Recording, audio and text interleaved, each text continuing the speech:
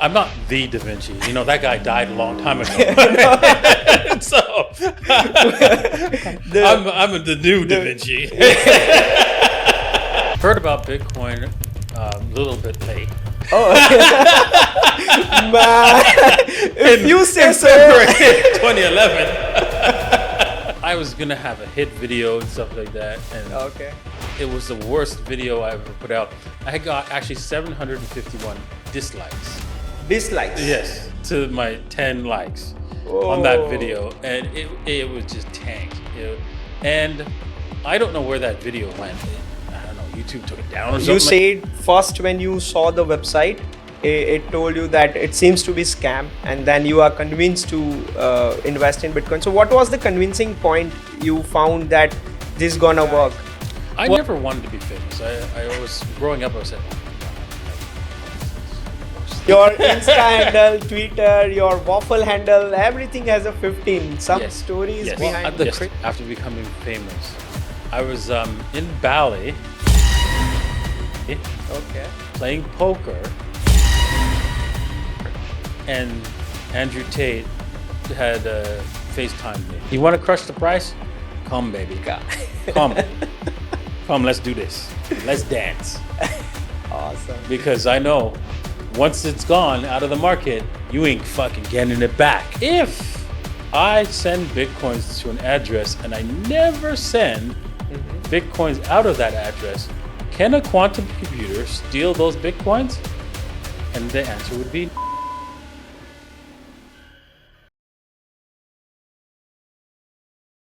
Hello everyone, welcome to YaxVaani. Today we have a very special guest. Some call him Godfather of Bitcoin, few call him Legend of Bitcoin, the guy who told you to buy Bitcoin at $1. Yes, I'm talking about the Davinci. Yes, the Davinci.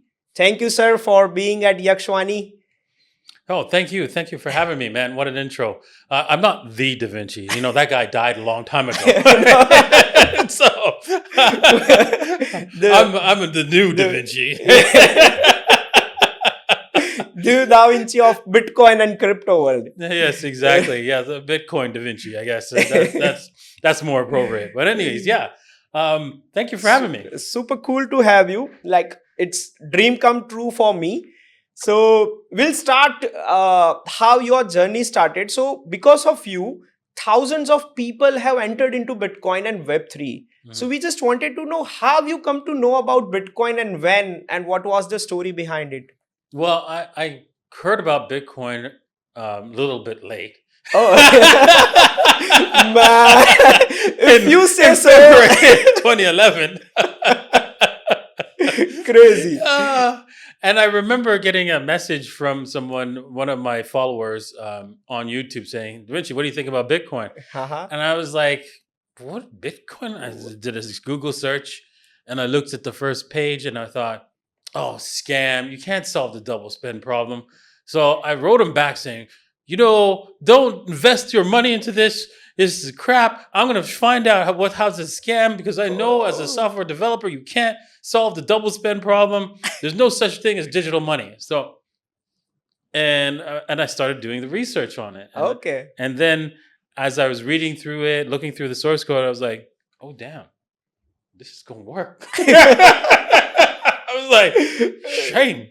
And so I did a video immediately when I understood what it was.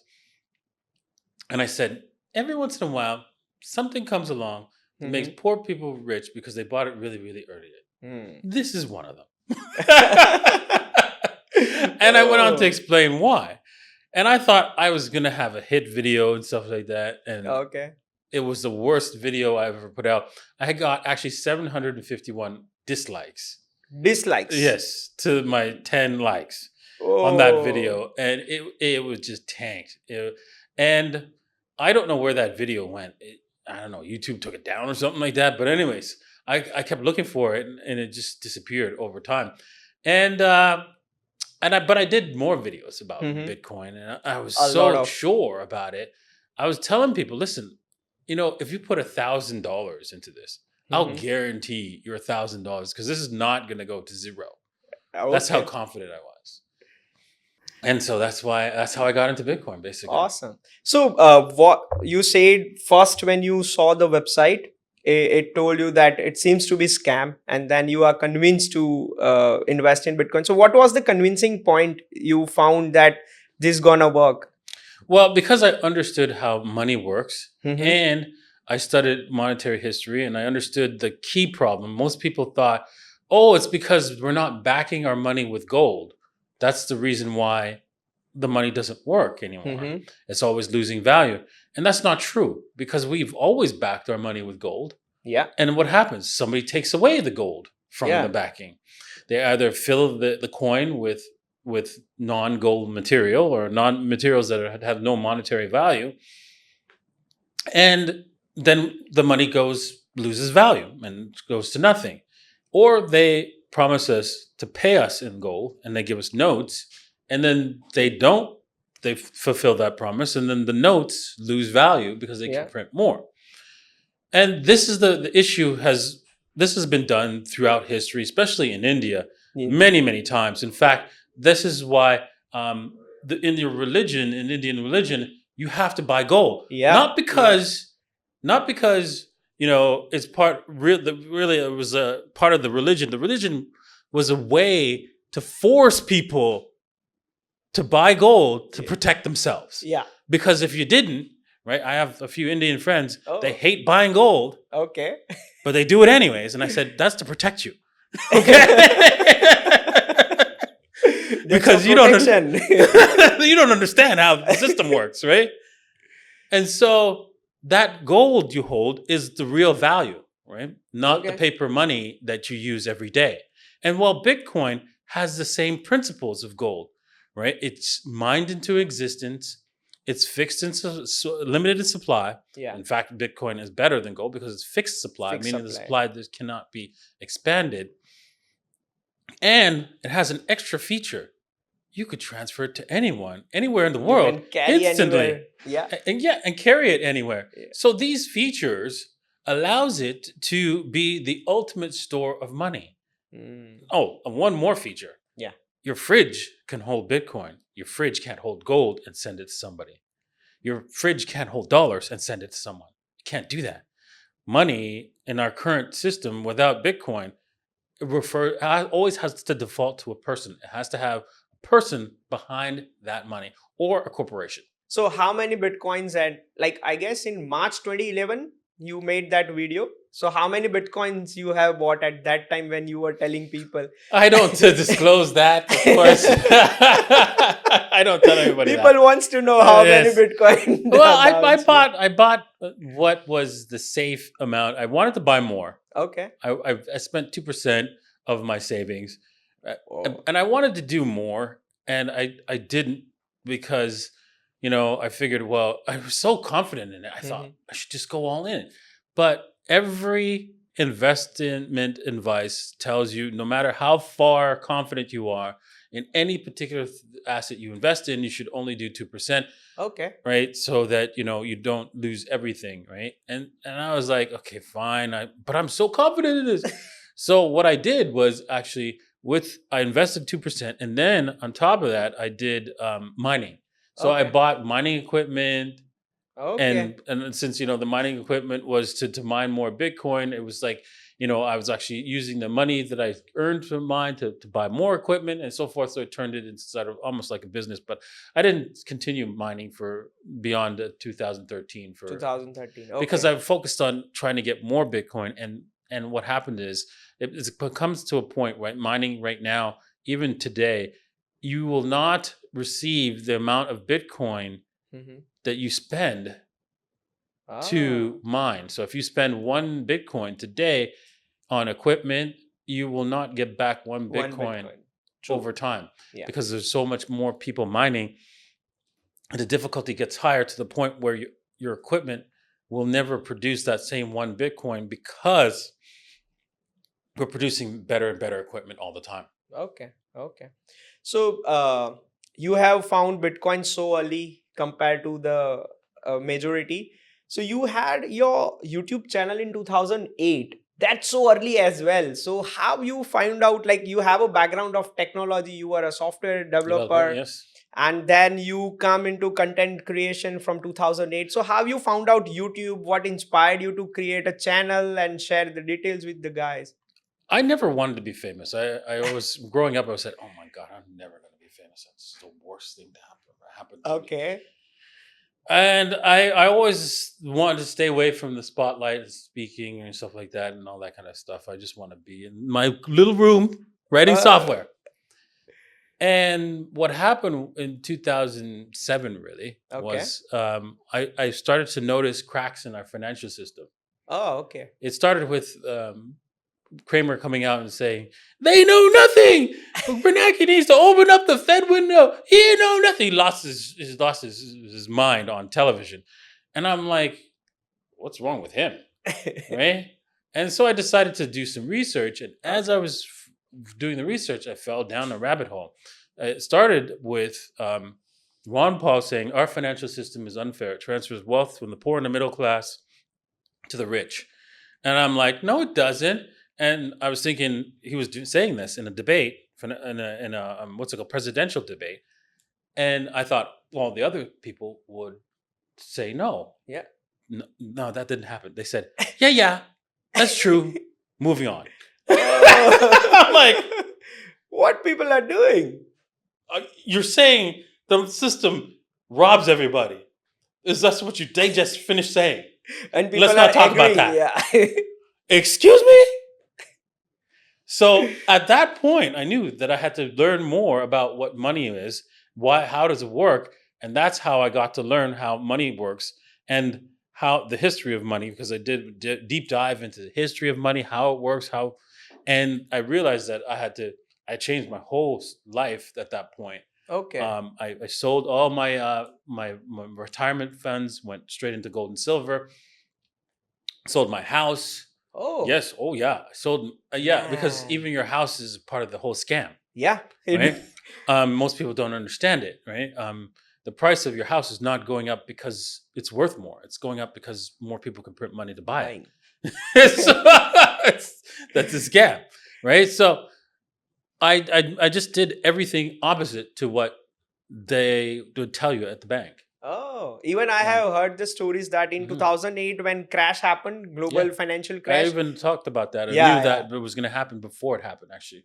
Oh. Yes, I took some time off work to watch the crash, right? And I remember my fellow employers or employees that were working at the same company, they were like, what are you talking about? You're crazy. I said, Goldman Sachs is going down, AIG is going down. What are you talking about? The whole world collapsed. No one can believe before it happened. I'm like, I guess so, because that's happening. I was right and wrong, of course. I didn't think they would print money and just give it to them, but that's what happened. So I guess you have a very good sixth sense. You have your convictions are a bit higher, or you have a very good research and understanding about money. So you must have told your friends and family before creating a video on YouTube. So what they were telling you about Bitcoin, they will find you crazy, or they believed in Bitcoin? What was their reaction? Well, my family and friends, they, humored me. My brothers bought into Bitcoin, of course. And, but a few of my friends, they just didn't bother. Even to this day, they haven't gotten any Bitcoin. Actually, some of my closest friends from childhood. Oh, I know, exactly. It's ridiculous. But anyways, my brothers, right, who actually got Bitcoin, they ended up selling once the price hit over $50, and they never saw $50, and they never really got back into Bitcoin again. And this is a tragedy, right, that most people do. They get into Bitcoin, they see a profit, and they sell everything because they don't understand what they've got. They don't understand that this asset will live throughout time. It will exist for hundreds of years beyond your lifetime. And in that time frame, it will increase exponentially in value. If you understand that, there's no point in selling it, right? You have to save in that. Yeah. That's it. That's your long-term savings. Not any stock, not any other asset like gold, because it's outperformed gold Yeah. From when I first told you about it. And I knew that. And so most people don't understand that. So for example, even my brother who sold his at $50 but forgot some in an exchange, he found it again. Okay. And it was at $30,000. And what do you think? He had one, and what do you think happened? He didn't. He thought it's overpriced and So didn't bought. He had Bitcoin. He found Bitcoin, a Bitcoin, at an exchange that he had forgotten about, right? Okay. Because he thought he sold everything at $50. Okay. So he forgotten one. And what did you think he did? He did when he saw that one Bitcoin. Sold it at 30,000. Exactly. This is the mistake people do all the time, and this is why I've opened up a school called Bitcoin for Beginners, so that I could teach people how to save for the long term. Because look at that, he paid what, $1 for that Bitcoin, and it became $30,000. And instead of holding on to it, no, I'm selling everything and I'm buying crap. What? That's not how you do it. True. This is not how the wealthy stay wealthy. It's how the poor stay poor. When you go and sell your assets for whatever, I don't know, a house, car you think that you need. No, that's not how you do things. There is a way in order to hold your asset and still buy the car, still buy the house without losing control of that asset. And this is what I'm teaching at Bitcoin for Beginners. Awesome. We'll talk about Bitcoin beginners. Before that, so from Bitcoin buying in 2011, you never had a single thought that I want to sell Bitcoin ever? Of course, I sold some, right? Because I told you at the very beginning, I was using it as earn mining, and then I would spend that to buy more mining equipment and stuff like that. But there was a percentage that I was not going to sell. Okay, you had kept it aside. Exactly. That I'm not gonna touch them. Exactly. Okay. Yeah, and I did touch some of them, right? I did. But you have enough number of Bitcoins. But that was before I understood how the wealthy actually do things, and so now that I've seen that and I've got that information, I want to share it with everybody else. Awesome. So as you mentioned, how wealthy become wealthy and poor become poor, and you have found a new generational asset class in very early when people were not believing in it. So it would be awesome to learn about Bitcoin from you. So tell us more about what's Bitcoin for Beginner School. How if I want to participate in it, how I can participate, what's it's all about. Well, you can just head over to get some free classes at B4B. That's the number 4. Okay. Right? B4B.DaVinciJ15.com. DaVinciJ15 is the handle where you could find me on all the social medias. Davinci is my first name. J is Jeremy for my last name. And 15. Now, you're like, where did this 15 come from? I have a question. Your Insta handle, Twitter, your waffle handle, everything has a 15. Some stories behind. Yes, there is. Remember, I never wanted to be famous, right? So I'm not going to put together a username that everybody's going to, like, whenever I come up with a username, Davinci J was always taken, or, Davinci J1 even, it was ridiculous. So I wanted a username that no one's going to take, right? Okay. That I could always put in to any software or application and know that the username is going to be there for me. Okay. Right? So I thought, okay, well, I'll just put Davinci J. How about 15, right? 15, since the 15th is my birthday. September 15th, this is my birthday this month. Oh man, it's after a few days. Yes. And so I thought this would be a perfect username. So I've been, using that as my username everywhere. Okay. And now, of course, because it's my username and I'm sort of semi-famous a little bit, people are using it like, oh, I'm going to hold that username for whenever there's a new platform out or something like that. So it's now become a pain. People are taking my Davinci J15, but it is what it is, right? Yeah. So we were talking about Bitcoin beginners that you have told us about the domain where we can find it. B4B.DaVinciJ15.com. Yeah. So it would be a free session, paid session if I want to participate in There's it. some free sessions, of course, free classes, of course, and yet later on we're going to open up the paid. Okay, and and then in the paid we're going to offer free Bitcoin for paying for the classes too. That's interesting. Tell us more about that. How we can get free Bitcoins? Well, it's going to be you subscribe to the class, and we will pay you back after 90 days some Bitcoin. The same amount of money you spend in the class Bitcoin. So that's the plan for our classes, right? So Awesome. we'll be talking more about it when the classes launch. So check it out. You have to go over to b4b.davincej15.com, sign up for the free classes. We'll send you an email when we're going to launch the course. It's going to be on my birthday, of course. And then you'll be able to buy the course, and then you will get you the money back in Bitcoin. Crazy idea. So it'll be free. Great. And you will get a larger asset class which you can hold for a life. Awesome. So if we talk about institutional Bitcoin buying, so Michael Saylor is saying that till 2035, his company would be holding 5 million Bitcoins. So it's, on a one hand, it's a good idea that someone is pushing the industry and holding the assets. On the other side, contradictory, it's not supporting the idea or thought process of decentralization. So what do you think, if someone is holding a 5 million Bitcoin, is a threatful for the industry or good for the industry? Well, it's going to be difficult for him to get to 5 million Bitcoin because the price will increase exponentially at that as he tries to. That's a good goal to get to. It's unrealistic because he's got to buy those Bitcoins from somebody who actually has it. Right? So how are you going to do that, right? Because you're going to need exponential amounts of money as the price rises. So and then there's the laws, right? In the United States, I believe, and since Bitcoin is considered a commodity, the commodity laws state that you can't own more than 5% of any commodity. Okay. Right. So how is he going to gain more than 5% of Bitcoin?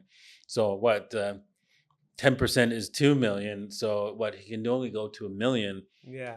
Technically, in the company, because it's the company's is the entity that holds it. So he could just build another company, and ownership would be on that another. Exactly. Company. So he could get away with it. Okay. By doing separate companies that have 5% each. Still, as you mentioned, the price will go exponentially. So what do you think in this bull run Bitcoin's price would be? Well, in this bull run, I think the Bitcoin price will go from a range anywhere from as low as 140K. Okay. Right? I mean, because hey, we have big money coming in. It's not you and me coming in to raise the price. It's big money, and they're a little bit more cautious. Yeah. Right? And they're going to be like, waiting for dips. They're going to buy lows, not the highs, right? Only speculators with big money are going to be buying the highs and so forth and pushing the price around. Yeah. And so the people who are going to be holding it for a long term, if they have large sums of money, they're going to do it properly. Okay. Right? Or, of course, with Michael Saylor, it's just a weekly buy. It doesn't matter. And some businesses will do the weekly buy without caring about price. And so that will also drive price as well. But overall, the main people who are going to drive price are the institutional investors that are going to be buying it for the long term. Yeah. And so they're going to do so on a cautious basis to get in the maximum value that they can possibly get. And that may subdue the bull market because of that. Okay. Because they're the ones who are pushing the price. Right? Absolutely. So we last decade was Bitcoin push was from retail investors. This will be from institutional investor, and next decade would be from governments buying the Bitcoins in that treasury. So let's move from Bitcoin to altcoins. So you personally trade, future trade, or spot trading, or you just hold the tokens other than Bitcoin? Well, I do have other tokens other than Bitcoin. The different ones like Threshold T, and I have like some Ethereum, some Solana, of course, and meme coins, of course, like Okay. my meme coin Waffles and Orc Yeah. and stuff like that, and I have like various amounts of different my meme coins and so forth, but nothing major. Nothing. Okay. My bulk is in Bitcoin, basically. Okay. Right, the Okay. bulk of everything's in Bitcoin. Okay.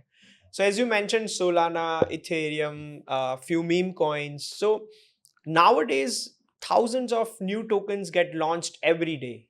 So if someone wants to identify the real projects, so there is a hype versus real utility. So how you identify, or what do you suggest, how to identify the real utility project or true community driven projects?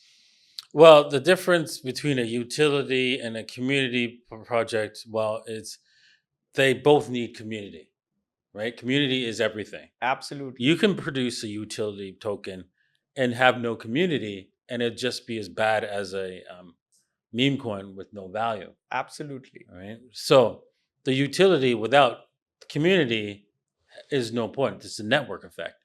It's like having Bitcoin, where no matter how good it is, if nobody's using it, it's useless.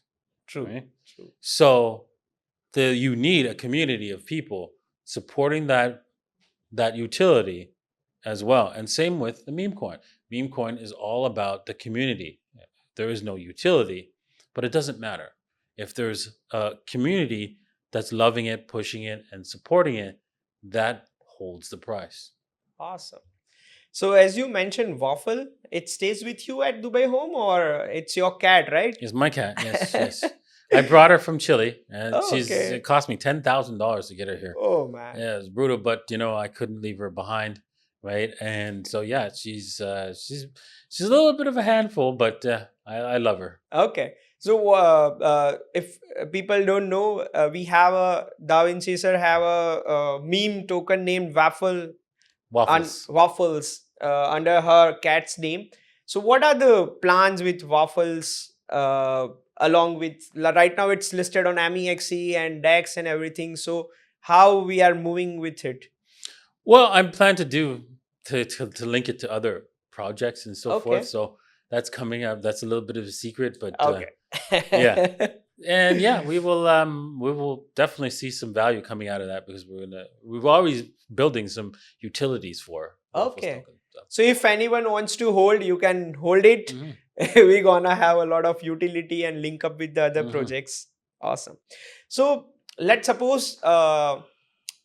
you have nothing and you have a $10,000 today. So how you gonna allocate your portfolio, or how you gonna design that $10,000?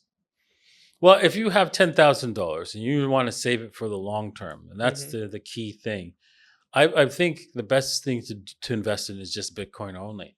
Okay. Um, you will always have more money, and you could go use that extra money to gamble on other asset classes. But that $10,000 long term savings, if that's your long term savings, should be 100% in Bitcoin.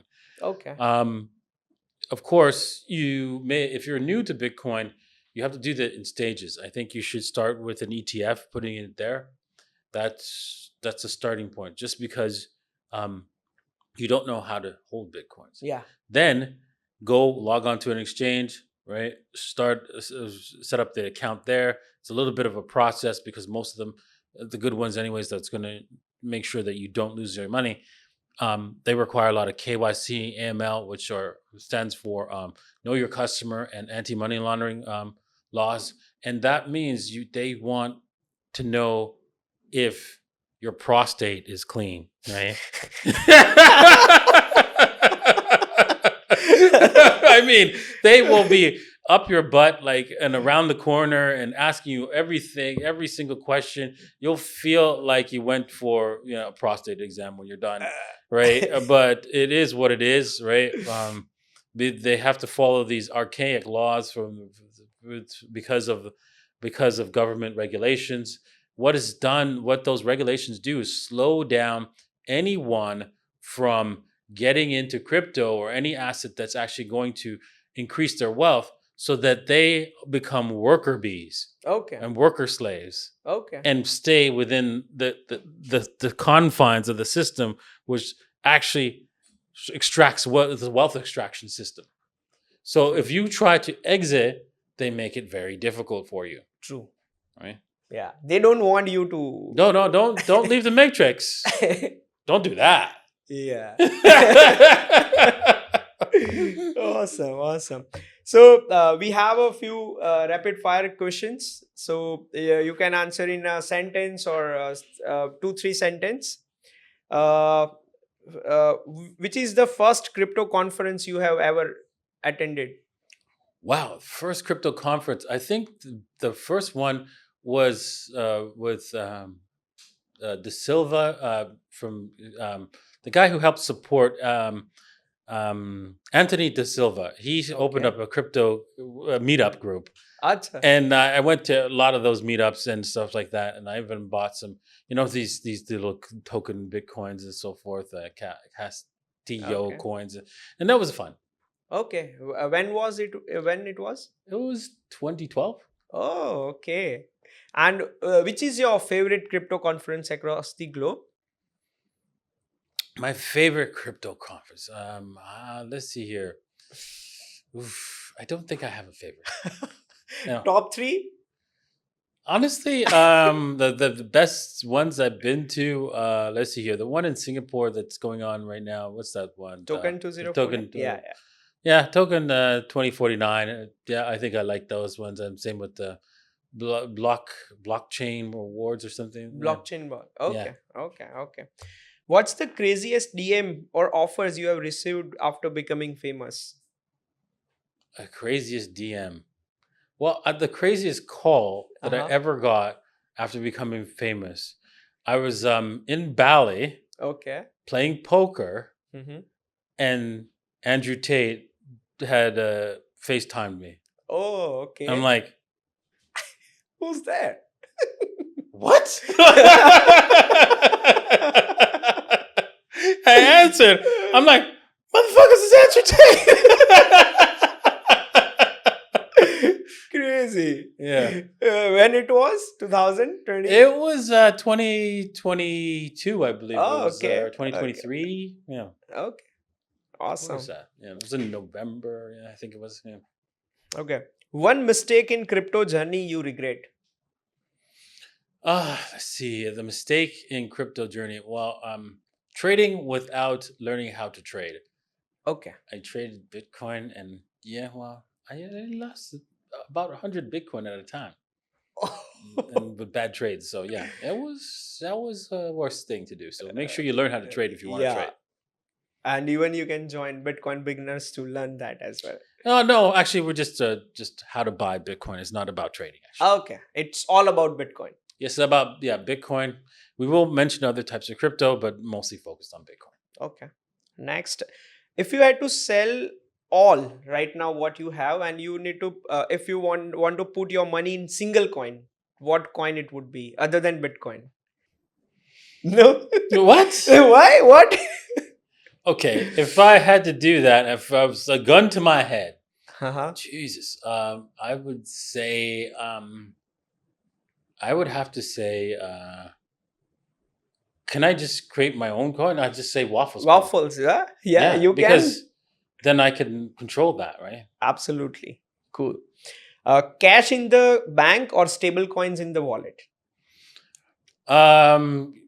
Stable coins, because you can get it to cash easy, and on top of that, you can pivot a lot easier to other assets, assuming that you have that cash waiting to buy crypto assets, assuming that's your plan. Okay.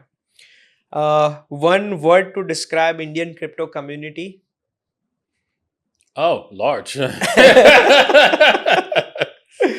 Yes, they're very large, right? It's amazing. Okay. So Mount Gox crash or FTX crash, what was the worst thing to happen to crypto? Mount Gox or FTX? I would say they were both pretty bad. I would have to say FTX was the worst, though. Okay. What's the most important lesson Bitcoin has taught you in the life? The most important lesson that Bitcoin has taught me is that we we learn things. People in general take time to learn what is true, Okay. and and even though they do learn it, they end up like forgetting over time, and that's important to understand because this is why we're here today, because of people not remembering that, hey, the real value is in assets that somebody works for, not some piece of paper. True. Right? And you True. want to store your real value into something that can't be controlled. And so that's the main lesson. And Bitcoin provides that lesson. Okay. Awesome. Who's your favorite KOL other than you in crypto industry? Favorite KOL in the crypto industry? Jesus. Well, I would have to say my partner, Mr. M. Okay. I've seen few podcasts with him, and you guys Yes. are doing live streaming Mhm. and everything. Awesome. What's your favorite founder in crypto space? My favorite founder is Michael Saylor, I think, Okay. because he's He's saving. OG. Yeah, he's not an OG, but he's saving because he Yeah. hated it when he first heard of it. So that True. counts. You're not an OG if you heard about it, then didn't buy it immediately. True. What you would be doing if you are not in crypto at Bitcoin? Oh, I would be writing software basically for What you were doing before Bitcoin? exactly. Yeah. Okay. What's the one habit or mindset shift that helped you to survive many bear markets? Well, I've always had the mindset that it doesn't matter about the price, Okay. and so I would, when I was buying gold and silver and it was fluctuating, it doesn't matter. It's all about looking for the long term and saying, I'm not interested in what's happening in a short period of time. Okay. When people would laugh because the price dropped, I would say, "Oh, so you're saying I'm poor because the price dropped? So Bill Gates is poor when his stock price drops by 50%, right? Are you saying that's what you're saying, right?" No, that not happened. Wow. So yeah, it's just hold on, and it doesn't matter about the fluctuations, even when it's a lot higher. So because Okay. let's just say you bought, $1 million a day of Bitcoin, and then it's $1 million per coin, and now you have $10 million, right? And then the price drops 50%. You're like, oh my God, because you feel like you have $10 million. And then when it drops 50% and you only have 5 million, you're like, oh no, look, you should have sold. No, that's the wrong way to look at it. You are still in profit of $4 million. That's true. That's one way, right? But you still have your crypto, you still have Bitcoin, and you're going to grow that because it's now 5 million and you're going to buy more. True. half a million per coin, and you're buying more. And now you get to buy it cheaper. So that's it, right? Perfect. And because this is a coin, think about it.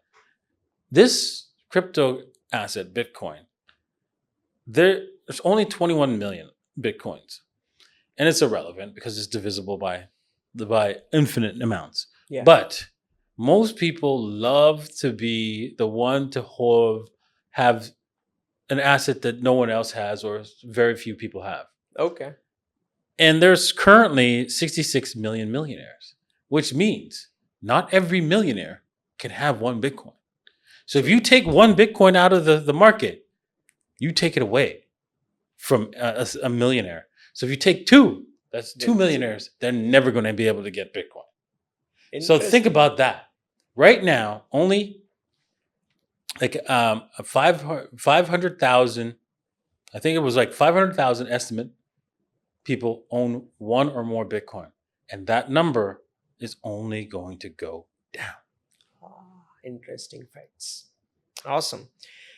We have made three group of cryptocurrencies, and I will tell you the three names in a group, and you need to tell buy, sell, or hold.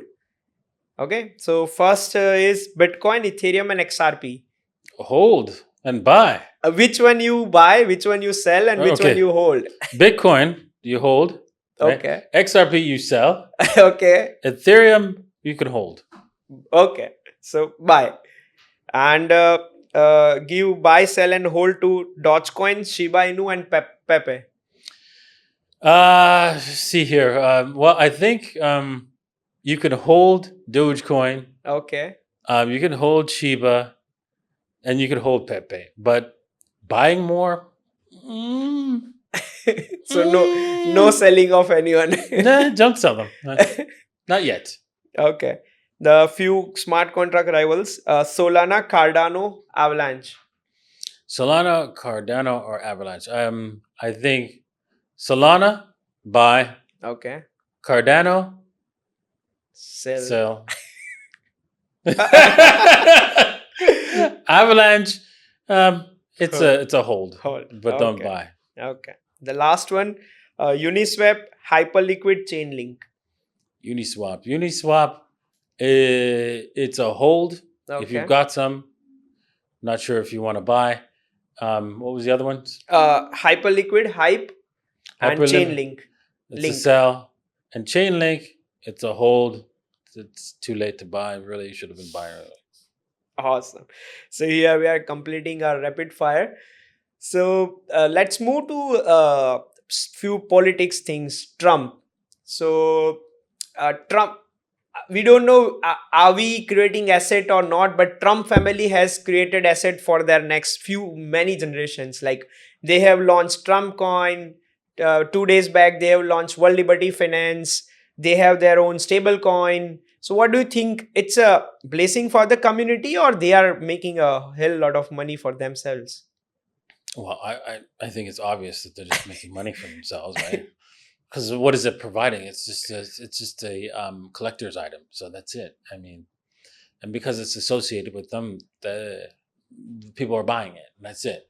Okay. There's no value, just community behind it, and that's it. Oh. I mean, and they're making a lot of money, so it is what it is. There's nothing wrong with that. Okay. Right? If you want to buy it, but I would recommend no. Okay. So do you think there's Genius Bill Act, Stablecoin Bill Act, what happened in USA? So it will inspire other countries to create a regulatory framework for crypto, and it will force more adoption of crypto in other part of the world. The regulatory framework. What's that about? Which one? Genius Bill Act. Okay. Yes. And that stablecoin bill and Bitcoin as a government reserves. Okay. There's because you mentioned three things there. So sorry.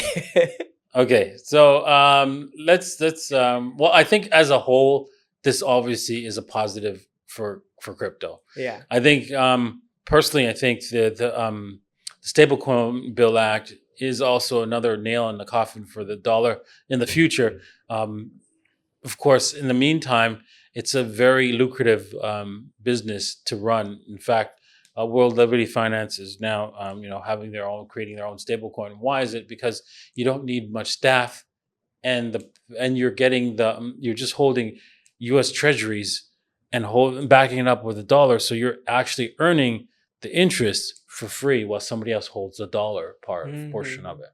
So that makes it very lucrative to do as a business, and you don't need a lot of staff to actually have it operating. Right, so that's why. What the problem is, if people can actually access their wealth instantly and move it instantly, that means in a panic they will move into Bitcoin or other cryptocurrencies away from the dollar in a big panic, dropping its value rapidly. So this could end the dollar in the future because of that. And it is what it is, right? They might put guardrails to prevent that from happening, but if that happens, then people will have a bad taste with stable coins and never go back. And then on top of that, right? They have created a system of control because they can actually stop you from transferring. Absolutely. Right? They can control your money. Yeah, exactly. I mean, they already do that right now. But they already do have that at the yeah. banking level, to be honest. So they do have control right now. And the banking system, if anybody says, well, we need digital money, that's why we need this. We already have digital money. It's True. just that the fact that it's super hyper controlled, we can't do it Monday. We can't do it after, in between hours. We can't transfer anywhere in the world instantly, right? Not on only on bank working hours and stuff like that, banker hours and so forth, and only from Monday to Friday and on holidays and so forth. Whilst money should be, transferable anytime. True. So our team was going through comments on your videos. So few were saying he's Satoshi, he's promoting the Bitcoin. So what do you think? Who would be Satoshi, or from which country he would be? What do you think? What perception you have about Satoshi Nakamoto? Well, I think he definitely worked for the NSA. Personally, Okay. That's my personal guess. The reason why I have this guess is because he chose a randomizer. It's because computers have a hard time randomizing. There's different techniques in order to come up with random numbers because computers are exact. And so one of the randomizers he used was a non-certified randomizer. Okay. Which is weird. Why would you do that? Like, everybody uses the certified ones to ensure that, there's no back doors. True. Right? Yeah. Well, all the certified randomizers had back doors put in by the NSA. Okay. Right? And that was only leaked when Snowden, right, leaked all the information, NSA information, so that they can actually reverse engineer your seed phrase, your seeds, if you use the certified randomizers. So he must have known. You can't just guess that. You can't just do a guesswork. Yeah, I know that these guys scammed us. No, you had to work there. Okay. Mm-hmm. Interesting. So what happens if someone tomorrow comes up and tells I'm Satoshi and proves something? What can happen? He would have to sign a message with one of the addresses, that original addresses, and then that would prove that he's Satoshi because he has the keys. And at least it would be a way of proving that he is Satoshi, not the way, because it could have been stolen keys, right, from the actual Satoshi. You don't know. Yeah. But it doesn't matter. Because I mean, Bitcoin has gone a long way. Exactly. He'd sell all those Bitcoins. It's okay. It's okay. Yeah. Because somebody else will take it. Absolutely. Somebody else will take it, and I'll be there to take it. You want to crush the price? Come, baby. Come. Let's do this. Let's dance. Awesome. Because I know once it's gone out of the market, you ain't fucking getting it back. Absolutely. No chance. I'm not selling it. Awesome. I don't have to, and then I could explain why. Okay. Yeah, make sure you sign up for B4B. Yeah. DaVinciJ15.com. Awesome. So, India has one of the fastest growing crypto community. India has the highest number of crypto wallets, second highest Bitcoin holders. So, that's why I said they're large. The community, Bitcoin community is large. Yeah. It's in India. Yes. So people wants to know when you are coming to India. Oh, wow. I mean, I have a few friends that have invited me to their place. I've been busy, so I haven't had a chance, but one day I will. Okay. So have you been to India before? No, I haven't actually. Never. Okay, awesome. We can also host you whenever you have any plans.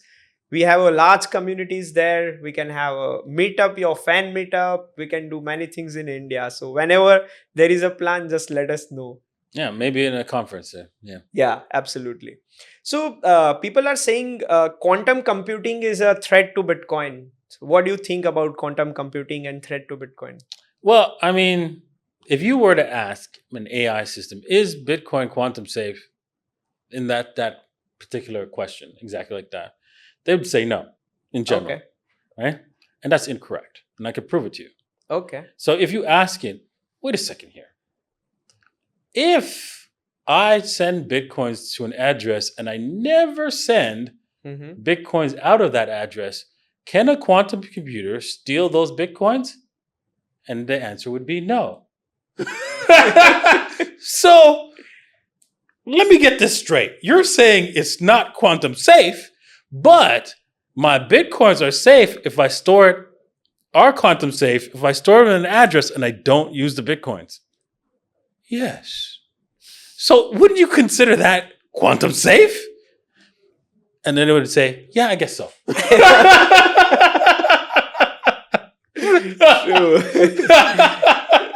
I mean, I fought with these AI systems, and I'm like, I can't believe.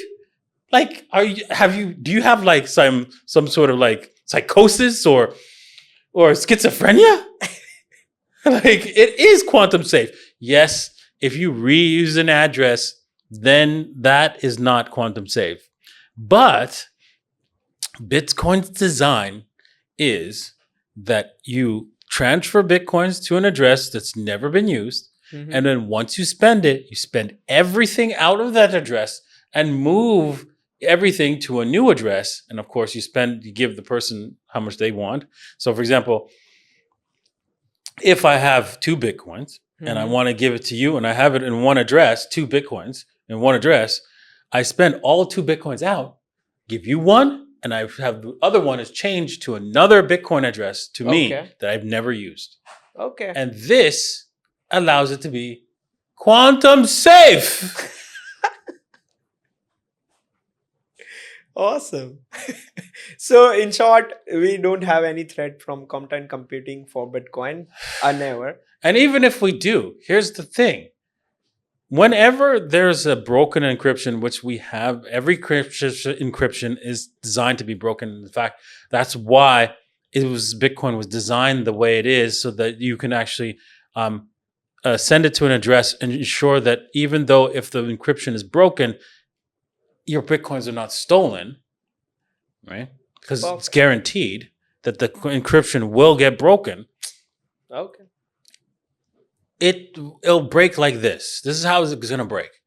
Oh, a quantum computer was invented and they came up with a program that can break the Bitcoin encryption in about 2 years of constantly guessing.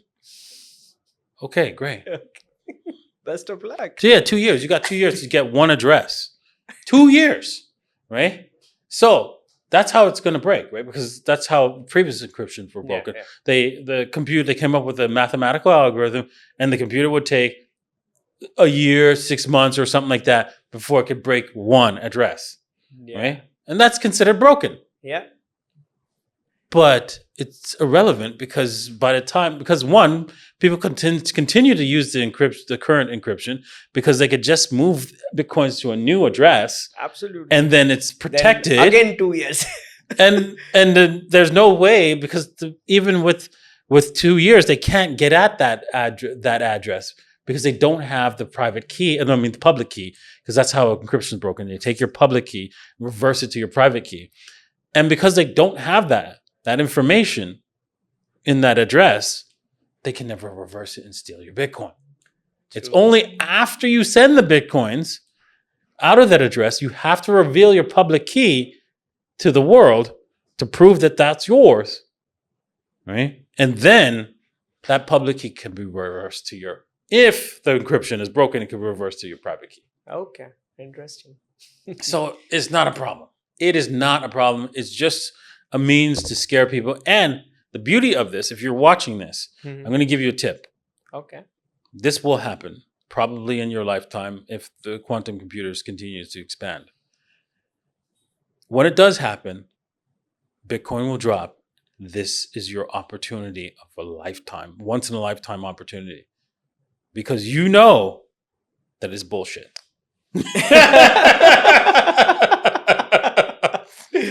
So just like the vaxes. So the guy who told you to buy Bitcoin at $1, again telling you to buy when it happens, it dips, don't forget to buy Bitcoin. So since long you are in Dubai, and when you moved to Dubai? Well, I've been here since March of 2021. I've been loving it ever since. I moved from Chile. I Okay. was living there for 8 years, and I was loving it there. And I just, I got stuck here in Dubai because of the COVID, and then I ended up loving it and ended up staying. Oh, okay. So what do you love more about Dubai? Well, obviously more infrastructure, and it was like you're free the taxes in Chile or in any country. You have to do massive tax planning, massive, Absolute massive. right? Here, do zero tax planning, and so that tax planning takes up a lot of your time and personal energy. I don't have to do that here. Absolutely. We don't need to think about it ever. Awesome. Awesome. So from here, like 2025, what future of Bitcoin you see in next 5 years? In the next 5 years, I think Bitcoin will grow in corporations, and governments are going to actually start to buy more and more Bitcoin, and we're going to see rapid rise. We're going to have a super bubble sometime, maybe not in the next 5 years, but in the 10 years, in the 10-year span, sometime in the next 10-year span, we will see a super bubble in Bitcoin, something bigger than the South Sea bubble or the tulip bubble occur in Bitcoin. Why is that? Because you have an asset class that takes a little bit of time for people to understand. And whenever we have cycles in Bitcoin, it's always a big bubble cycle. And because everybody rushes in because they see the price going higher and they don't understand what they have. They just buy, and the price then crashes. Well, what happens when the media is like, because just like COVID, right? Yeah. They're telling you, oh my God, this is the asset that you could only, that's limited in supply. There's no more. This is, you can't, no one could stop you from transferring it. It's telling you all the positive things that I'm telling you today, right? You can walk on a plane and nobody knows you have it. You can keep it in your head. No one can confiscate your Bitcoins. This is the ultimate asset for wealth transfer. It could not even only be transferred anywhere on this planet, but even to Mars. Think about the frenzy that's going to happen then. You see? When that happens, and that's not going to happen until the wealthy get positioned, of course. Right? That's when that happens. Mm-hmm. And it's a coordinated effort by all the wealthy people, just like they did with the COVID vaccines and nonsense. That will produce the most epic bubble you will ever see in your entire life. Oh, okay. Because everything will roll into this. Like, people buy houses and store their wealth in houses because they know the value of money goes down. And that's all false way of storing your wealth, because a house is a consumer item. It degrades, right? It has to be repaired. It has to be maintained. There's taxes on that. There's property taxes. There's all kinds of costs for a house. There's zero costs for holding Bitcoin. True. And if you say they're not making any more land, are you kidding? I'm living on the palm. They made more land in the water. Okay? So don't tell me that. True. All right? So this is truly limited in supply. Okay. Interesting. So what's the next 1 year goal as a Davinci Jeremie? What's your personal 1 year goal? What next 365 days look like for you? Well, the next year's goal is I'm building up this classes so that I can educate the masses, as many people as I possibly can, to how to save Bitcoin before the wealthy people get a hold of it. Okay. Because honestly, they have access to print money, and they're buying up the Bitcoins like crazy. And as you know, if you can print money for free, and money means nothing to you, you're not going to be a good person. any more than, a woman who's very, very beautiful. Have you ever seen a really hot chick and talk to her? She'd be like, how dare you enter my space? It's because every guy has given her like everything she's ever wanted. So obviously most hot chicks are insufferable. Well, imagine that with money where you have no limits. True. You think you're going to be insufferable then? You think you're going to be a jerk then? You think you're going to care about people then? No. And that's the kind of people right now are able to buy and are buying on Bitcoin. And I need to get more of you, the average person who are going to vote in the future and protect the rest of us, right? In the future, if you have wealth, only if you have wealth, will you be able to say to the government, read between the lines, you're not doing that. But if you have no wealth, you're going to be, oh, please, sir, can I have some more, please? And you'll be begging to them and they'll tell you what to do. True. But if you have wealth, no, you tell them what to do. Interesting.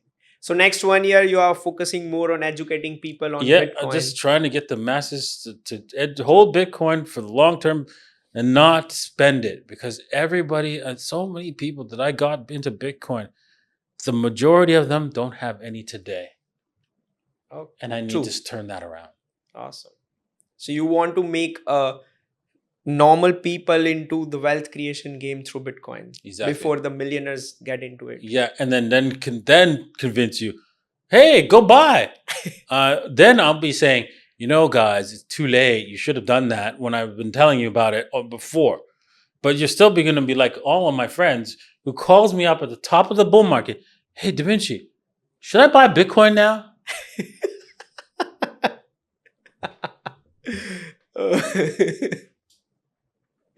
That happens. Mm-hmm. Awesome. So thanks for being at our podcast, sir. It was a fun having conversation with you. Looking forward to a lot of things. Looking forward to your course launching on 15th September. Looking forward to have you visit India, and looking forward to see you in next year's podcast again. Thank you very much. Thanks for your time, sir. Cheers. Cheers.